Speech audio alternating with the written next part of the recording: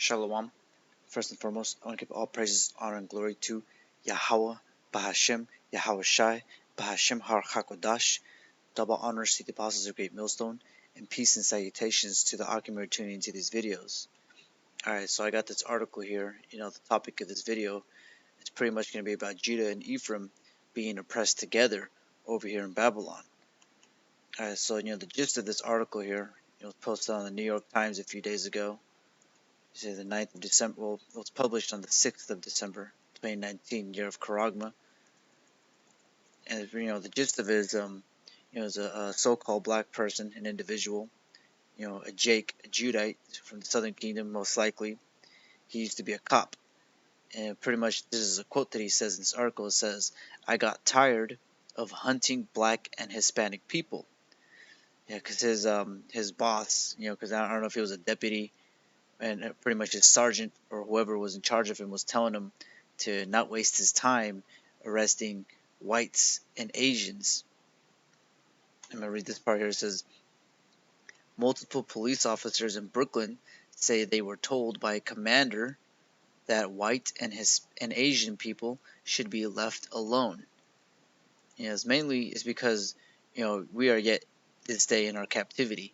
Judah and Ephraim, Judah being the so-called blacks, and Ephraim, the tribe of Israel, the northern kingdom, being the so-called Hispanic people, whether they be Mexican or Argentinian or Brazilian, that are from the northern kingdom of Israel. And we're yet in this day in our captivity, meaning that we're going to be oppressed here together.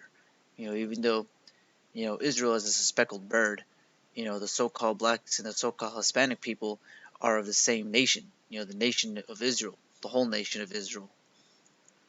So I'm just going to read part of this article, because you can get the gist of what this article is about already.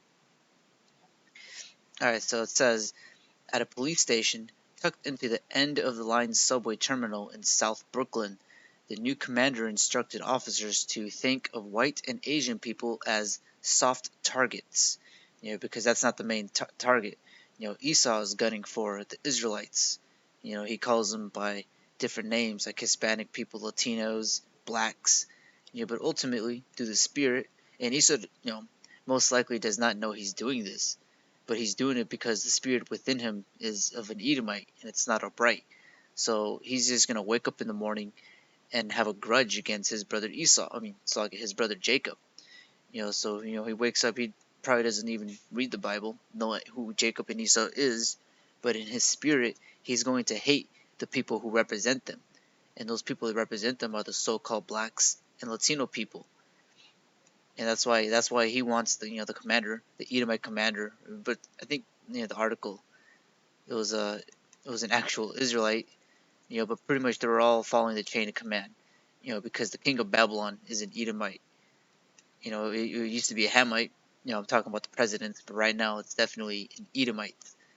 And also this article was posted in, the things that these were happening was in 2015 during Obama's presidency. But that's besides the point. I'm going to go ahead and read the article again. It says the commander instructed officers to think of white people and Asian people as soft targets. Because that's not who he's gunning for. Spiritual he's gunning for, and Maria right here, it says, and urge them to instead go after blacks and Latinos for minor offenses, like jumping the turnstiles, a half-dozen officers said in sworn statements. It says, you are stopping too many Russian Chinese. One of the officers, Daniel Perez, recalled the commander telling him earlier this decade. Yeah, so, this officer named Daniel Perez, I believe him to be of the Northern Kingdom, a so-called Hispanic person. His commander literally told him that, you just get this, you sign up for the police academy, you go out there to the streets, you think you're going to do your job by enforcing the law, and you see a person, you don't see race, you see, he's an Asian person, just going with the story, he's an Asian person, he jumps the turnstiles at the subway station, so you ticket him, right? Well, his officer told him, he says, you should write more black and Hispanic people. This is 2012. This is literally his commander telling him that he's doing his job wrong.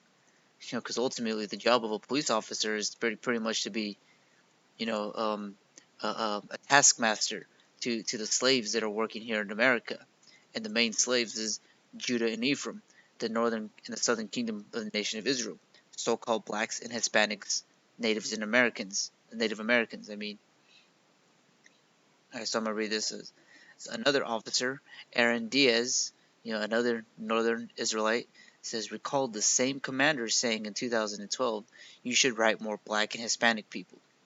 The sworn statements gathered in the last few months as part of a discrimination lawsuit deal with a period between 2011 and 2015, but they are now emerging publicly at a time when policing in the subway has become a continuous issue, sparking protests over a crackdown on fare evasion and other low-level offenses. And if you've been keeping up with the news, or if you commute to a job and you actually take the subway, BART station, or whatever, you're aware of how things are wrapping up. Prophecies being fulfilled. The Internet of Things is making its moves. It's growing. It's rooting into society. Because all of this is ultimately leading to the RFID microchip. Because over here in the Bay Area, you got the Clipper card, and they're pretty much slowly making everybody do the transfer to using only Clipper card instead of getting those paper tickets. And all these people jump in the BART station ultimately because they don't want to pay. Pretty much the only way to mitigate it, like literally, the order out of chaos, the solution to this problem, is the RFID chip. That's ultimately how Esau's running it, pretty much, with all these situations of people jumping the BART.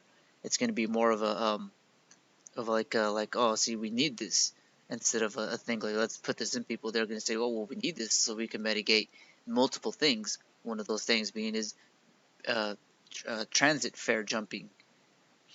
So anyways, continue on the article. It says, Commander Konstantin Tisachaks, I don't know how to say that name, was in charge of more than 100 officers who patrolled a swath of the subway system in Brooklyn. His first major command. Since then, he has been promoted to the second in command of policing the subway systems throughout Brooklyn. Along the way, more than half a dozen subordinates claim he gave them explicit directives about whom to arrest based on race. It says those subordinates recently came forward, many for the first time, providing signed affidavits to support a discrimination lawsuit brought by 4 black and Hispanic police officers.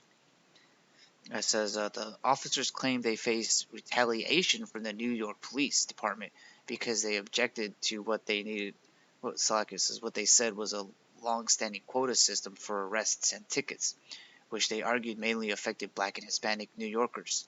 So this is rooted pretty much. This is rooted racism in the police academy. And pretty much when you join the police academy, you're going to be gunning down for only pretty much black and Hispanic transit jumpers.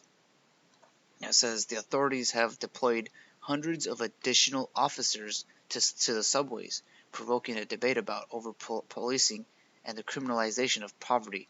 Videos of arrested of young black men and women selling churros in the subway system have gone viral in recent weeks. It says demonstrators have taken to the subway system and jumped turnstiles in protest.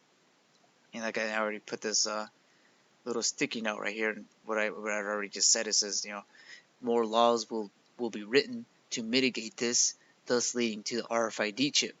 Because people are getting restless, pretty much. And the only way to, in their point of view, is to fix this, to mitigate it, the balm for this is that RFID chip. Alright, so I'm going to go ahead and read these precepts. They came to my mind when I was reading this article, because, it's pretty much stating the obvious what this article is about. It's literally this precept right here.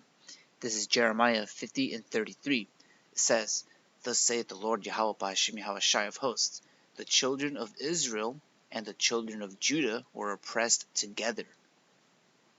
So to those Israelites on Instagram or wherever they're at, not on the highways and hedges, this is more proof that the so-called Hispanic people are indeed Hebrew Israelites. Because why else are they being oppressed together? Like targeted, like specifically, like how this article is painting it to be. This is pretty much more evidence on top of the pile of evidence that Judah and Ephraim are the so-called blacks all the way down to the so-called Native Americans and Native Latinos from South America. Alright, so it says the children of Israel and the children of Judah were oppressed together, and all that took them captives held them fast. They refused to let them go. Like how this cop was saying, don't worry about whites or Asians. Your main target are these ends right here.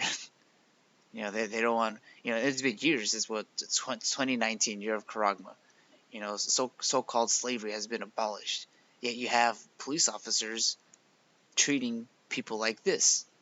And literally, like these cops were arresting Asian people who were jumping the BART fare or the transit wherever they're at in New York. But their commanders were saying not to do that. They're pretty much crumbling up the ticket and throwing it in their face, saying, you're doing your job wrong. Your job is to oppress Judah and Israel. Alright, so in verse 34 it says, the Redeemer is strong. The Lord Yahweh Ba'Hashem Yahushai of hosts is his name. He shall thoroughly plead their cause, that he may give rest to the land and disquiet the inhabitants of Babylon. And right here in America, where we're yet in this day in our captivity, this is where the great deliverance is going to be at. Yahushai is going to come down here and deliver his elect men. Then he's going to, melt everything with fervent heat. Alright, so this precept is Baruch 3 and 8. It says, behold, we are yet this day in our captivity, where thou hast scattered us for a reproach and a curse, and to be subject to payments, according to all the iniquities of our fathers, which departed from the Lord our power. It's pretty much, stating the fact that, the reason why we're going through this is because, in the past, our nation was going off. We stirred away from our power, Yahweh Ba'Hashem Yahushai, pretty much. And he's the one who put us in this predicament. He's the only one who could take us out of this predicament. And there's people, like namely these Jakes, these cops who were trying to join the police force. They probably had it in their mind to, uphold the law, this and that. They were basically just trying to make a living here in Babylon. And this is the precept to that. This is Micah 2 and 10. It says, arise ye and depart, for this is not your rest, because it is polluted, it shall destroy you, even with a sore destruction. So, it's 2019. Slaveries have been abolished. Yeah, this place isn't our rest because it's polluted. Because you still got cops who are gunning down specifically blacks and Latinos. And this isn't a lie, this is New York Times, this ain't fake news. This is really happening.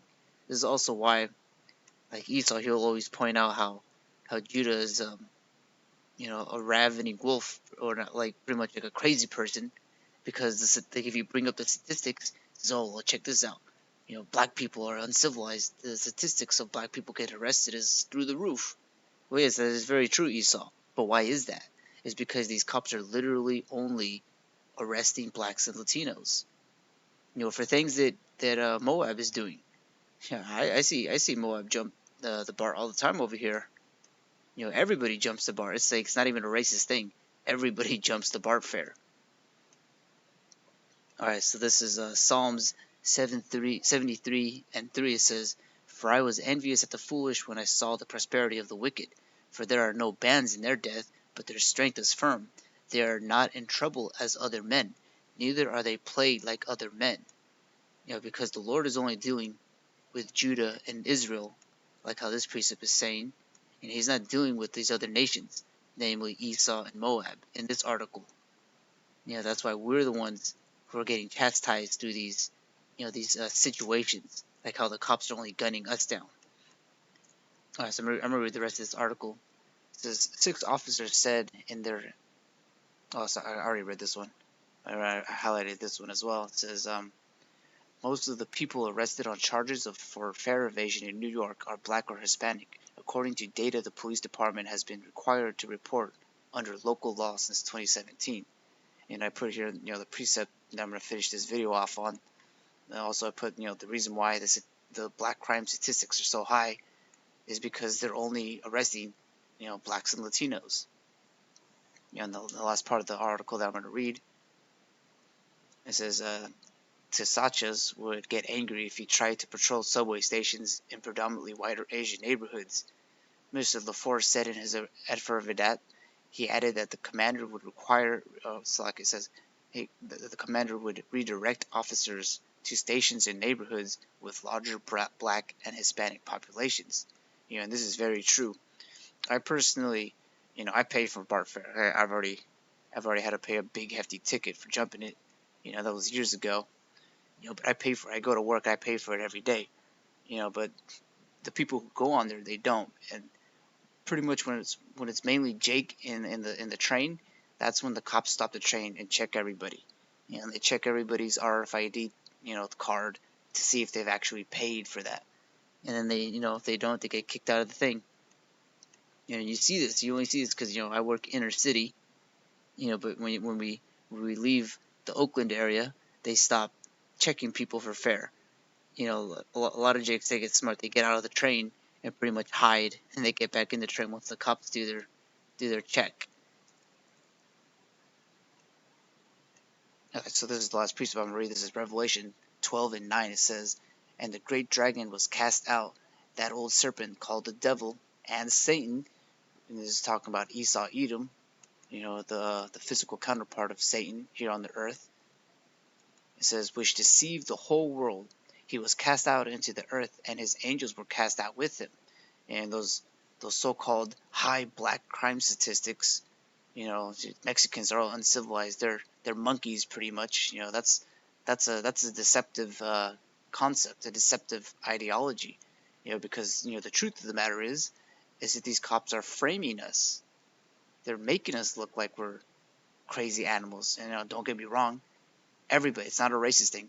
Everybody, even within our nation, you got some crazy people.